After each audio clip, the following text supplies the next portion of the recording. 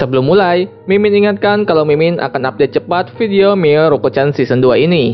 Jadi jangan lupa subscribe ya. Nah, pada episode 5 kemarin, kita diperlihatkan dengan pertemuan antara Shindo Ground dengan Godmother. Shindo mengajak Godmother bekerja sama dan membantu Miko. Namun, sampai sini masih belum diketahui kenapa Shindo menawarkan bantuan untuk mengatasi masalahnya Miko.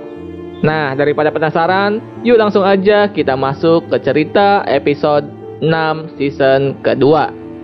Episode 6 ini berjudul Hidangan Makan Siang yang Tulus. Panel dibuka dengan memperlihatkan Hana dalam perjalanan pulang dan sedang membawa banyak sekali belanjaan. Di tengah perjalanannya, Hana melihat seorang anak tengah berdiri di tepi jembatan.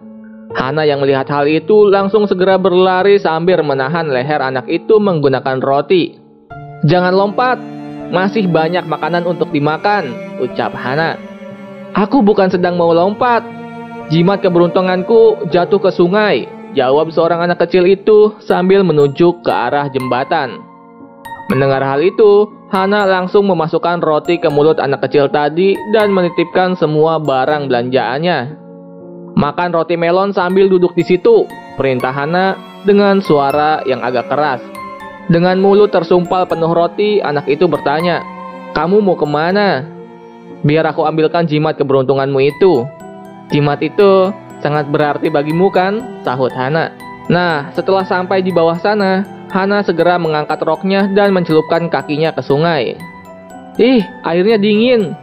Kukira tadi gak sedingin ini," ucap Hana. Dengan menggunakan sebatang ranting yang pendek, Hana mencoba meraih jimat tersebut. "Oke, kupikir aku bisa meraihnya. Sedikit lagi," kata Hana berbicara pada dirinya sendiri. Panel lalu berpindah ke arah anak kecil tadi. Entah dari mana datangnya, Shindo yang kini tiba-tiba sudah berada di atas jembatan. "Rantingnya terlalu pendek," ucap Shindo. "Kamu siapa?" tanya anak kecil tadi. "Gak usah pedulikan itu," jawab Shindo. Setelah bersusah payah, akhirnya ranting Hana berhasil mengambil jimat tadi. Namun sayang, karena Hana kehilangan keseimbangan, dia terjatuh dan sekujur tubuhnya basah oleh air sungai. Dengan penuh rasa khawatir, anak yang ada di atas jembatan tadi berteriak, "Kamu tidak apa-apa."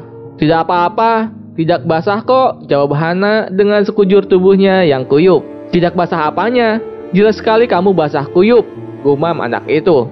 "Jimat itu tidak begitu penting.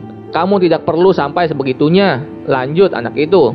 Namun, dari belakang Shindo berkata, "Bukannya jimat itu pemberian sahabatmu?" Mendengar hal itu, anak itu tersentak kaget. "Hah? Bagaimana kamu bisa?" Shindo memotong perkataan anak itu. Tak usah pedulikan itu. Namun, anak tadi malah merasa bingung dengan Hana yang masih berdiri di tengah sungai padahal sudah mendapatkan jimatnya. "Ada apa?" teriak anak itu dari atas. Entahlah. Rasanya sulit berjalan," jawab Hana. Di bawah, Hana berkata kepada dirinya sendiri, Sepertinya aku tersangkut." Dan bersamaan dengan itu, muncullah sesosok kepala yang sangat besar dari dalam air. Tangan-tangan milik roh itu menarik aura kehidupan milik Hana dan menghisapnya. Sehingga air di sungai yang tadinya tenang, tiba-tiba berubah menjadi sangat deras. Hana yang mendapatkan serangan seperti itu tidak bisa berbuat apa-apa. Tubuhnya terasa lemas karena energi kehidupannya terkuras habis. Sementara Shindo yang berdiri di atas jembatan tampak melakukan sesuatu.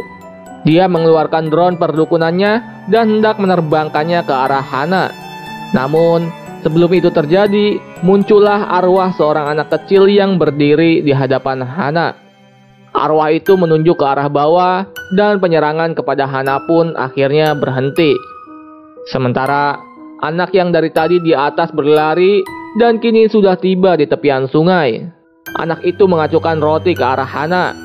"Pegangan," katanya. Namun entah apa yang ada di pikiran Hana. Hana hanya terdiam dan berkata, "Hah?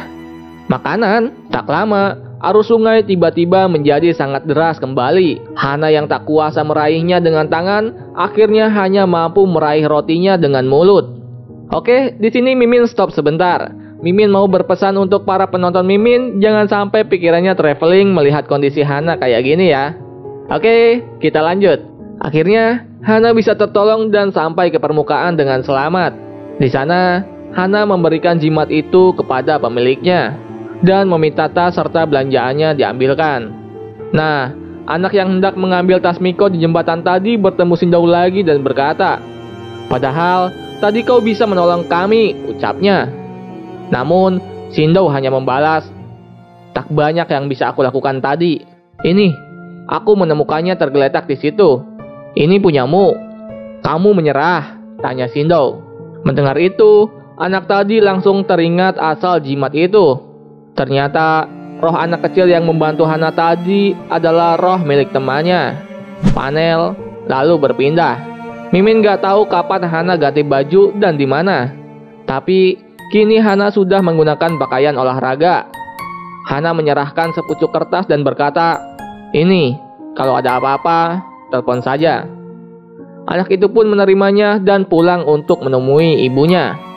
Dan chapter pun berakhir. Oke, itu tadi episode ke-6 dari season 2 anime Miroku-chan.